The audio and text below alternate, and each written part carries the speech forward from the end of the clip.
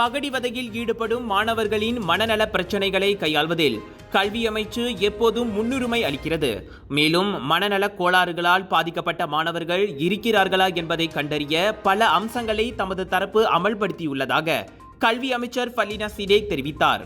உணர்ச்சிகரமான பிரச்சனைகளுக்கு உள்ளான மாணவர்களை அடையாளம் காண முன்கூட்டியே கண்டறியும் ஆரோக்கியமான மனநிலை பரிசோதனையை கல்வி அமைச்சு செயல்படுத்துகிறது.